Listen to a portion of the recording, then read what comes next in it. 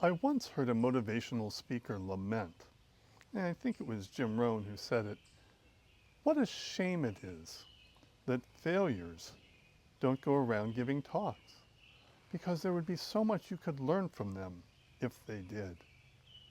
Now, he said that somewhat tongue-in-cheek, but here's the rub. The rest of the story, as Paul Harvey used to say. Failures do go around giving talks. Every one of us fails at something or other throughout the course of our lives. Some of us make more of an Olympic sport out of failing than others. But everybody fails at something some of the time. Babe Ruth had the dual roles, the dual crowns, if you will, during his heyday of being the king of SWAT, the king of home runs, while at the same time he was the strikeout king. Babe Ruth said, "Never let the fear of striking out get in your way."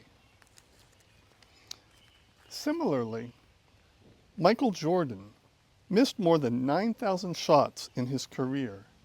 He lost almost 300 games, and 26 times when he was trusted to take the game-winning shot, he failed. Michael Jordan said, "I've failed over and over and over again in my life, and that is why I succeed." I remember once, about 15 years ago, I was training at a gym, and I was working out hitting the speed bag. And another gym member came over and was admiring my skill on the speed bag. And I offered to teach him how to do it. It's a teachable, learnable skill. I learned it around the time I was 12, 13 years old. And much like riding a bike, once you learn it, it sticks with you. His response shocked me. He told me that he would never be able to learn such a thing because he would never allow himself to be embarrassed, to be seen as unskilled at something like that during a learning phase. Dennis Waitley was a motivational speaker who trained NASA astronauts and Olympic athletes. And he said it's important to realize, to recognize that failure is an event, not a person.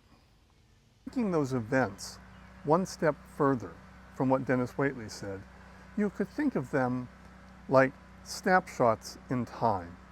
So, for instance, if you failed a little bit and then succeeded, then failed a little bit more, and then succeeded a little bit more, depending on what snapshot in time you're looking at, would determine whether you thought you had failed or succeeded.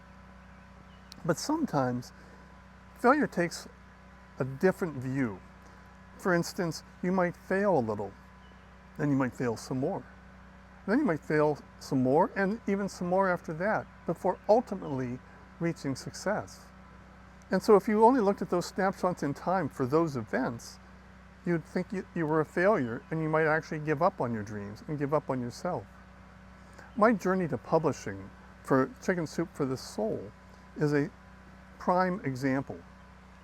It took 23 years of numerous submissions, what snapshots in time would have viewed as failure after failure after failure.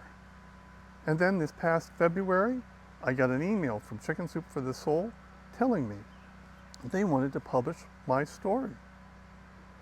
Depending on which snapshot you looked at, were we a failure, a failure, a failure, or were we ultimately a success?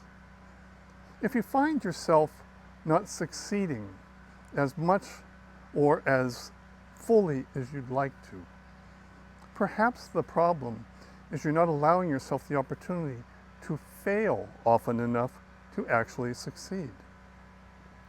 Failing to succeed is a strategy for success. We'll see you next time. In the meantime, keep failing to succeed.